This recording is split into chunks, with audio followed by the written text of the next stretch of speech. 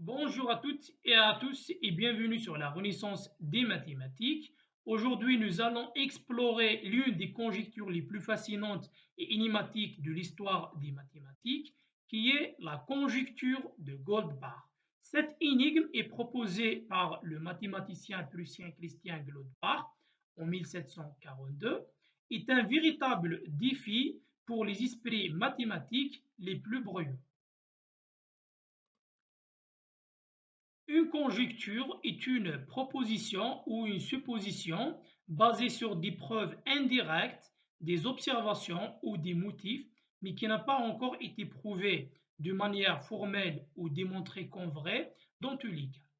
En mathématiques, les conjectures jouent un rôle important et essentiel pour stimuler la recherche et guider les mathématiciens vers de nouvelles découvertes. La conjecture de Goldbach énonce que deux nombres pairs plus grands que 2 peut être écrit comme la somme de deux nombres premiers. Autrement dit, si nous prenons un nombre pair, par exemple 10, alors il existe deux nombres premiers, c'est-à-dire deux entiers plus grands que 1, n'ayant aucun diviseur entre 1 et eux-mêmes, dont la somme est égale à 10. Dans ce cas-là, 10 peut être décomposé en 3 plus 7 ou 5 plus 5, qui sont tous des paires de nombres premiers, c'est-à-dire 3, 5 et 7 sont tous des nombres premiers. Voyons maintenant quelques exemples pour mieux comprendre la conjecture de Goldbach. Pour le nombre pair 6 peut se décomposer sous la forme 3 plus 3, avec 3 est un nombre premier. De même pour le nombre pair 8 peut se décomposer en 3 plus 5.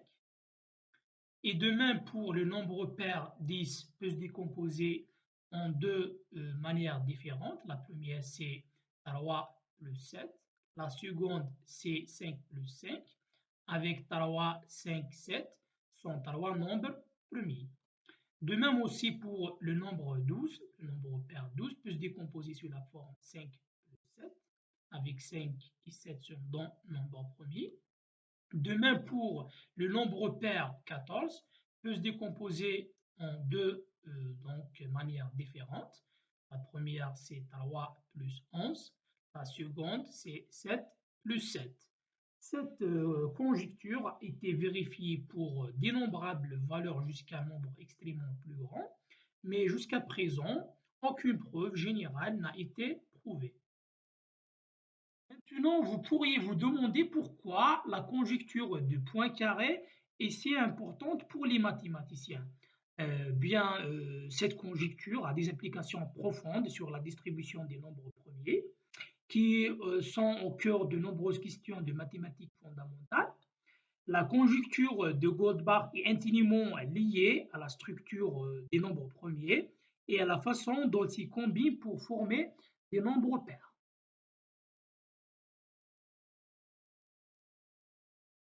En conclusion, la conjecture de Goldbach demeure l'une des énigmes mathématiques les plus captivantes et mystérieuses de tous les temps, et sa résolution reste un défi passionnant pour les mathématiciens du monde entier.